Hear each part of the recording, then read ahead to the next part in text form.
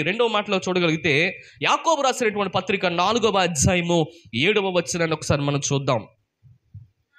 కాబట్టి దేవునికి లోబడి ఉండుడి, వినండి, దేవునికి లోబడి ఉండుడి, అపవాదిని ఎదురించుడి, అప్పుడు వాడు మీ యొద్ద నుండి మీరు దేవునికి లోబడిపోండి, అపవాదిని మీరు ఎదురించండి.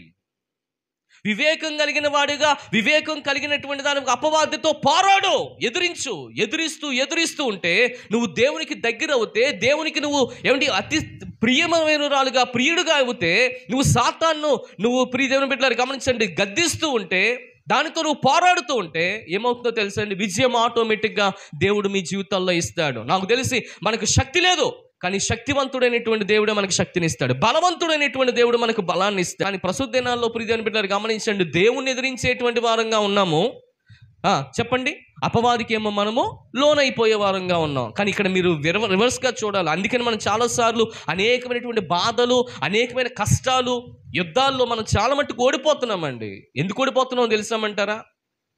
మనం దేవుని ప్రేమించడం లేదు. మీరు దేవుణ్ణి ప్రేమించండి, ఎంతగా ప్రేమిస్తారో అంతగా అపవాదిని కూడా మీరు ఏం చేయాలి తెలుసండి, తృణీకరించేయని వివేకం కలిగినటువంటి దానిగా ఆలోచించి దేవుని ప్రేమించడం నేర్చుకోవాలి. వివేకం కలిగినటువంటి వాడుగా నువ్వు ఉండి, ప్రియ దేవుని బిడ్డలారా గమనించండి, దేవుణ్ణి ఎంతగానైతే ప్రేమిస్తున్నావో సాతాను క్రియలను కూడా అంత మట్టుకే నువ్వు కూడా ఏం చేయాలి తెలుసా? ఏం చేయాలి చెప్పండి? ఏమండి, చాలాసార్లు మన క్రైస్తవ ఆధ్యాత్మికమైనటువంటి జీవితంలో మనకు అది కావాలి, ఇది కావాలనుకుంటున్నాం. దేవుడు కావాలి, మనకి సాతాను కూడా కావాలి, లోకం కావాలి, చెప్పాలి, ఇంకెవరు కావాలి? దేవుడు కావాలి. మనకి పాపం కావాలి, పరిశుద్ధత కావాలి. ప్రియ దేవుని బిడ్డలారా గమనించండి, వాక్యం చెప్తుంది మీరు దేవుని ప్రేమించండి, రెండోదిగా అపవాదిని మాత్రం మీరు ఎదిరించండి, అప్పుడు వాడు మీ దగ్గర నుంచి ఏమవుతాడో తెలుసా? పారిపోతాడు. ఈ రోజున చాలాసార్లు మన ఆధ్యాత్మికమైన జీవితాల్లో ప్రియ దేవుని బిడ్డలారా సాతానుడు మన ఇంట్లోనే టెస్ట్ వేసి కూర్చుంటున్నాడు, మీ సమస్యలతోనే ఉంటున్నాడు, అంత మాత్రం మీ అనారోగ్యంతోనే వాడిని బాధపడతా ఉన్నాడు.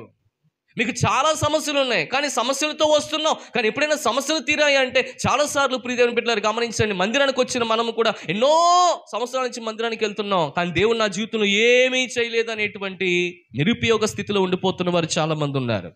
కానీ ఈ యొక్క రాత్రికాల సమయంలో ప్రభు మాట్లాడుతున్నాడు, మొట్టమొదటిగా పారిపోతాడు. ఎందుకో తెలుసా?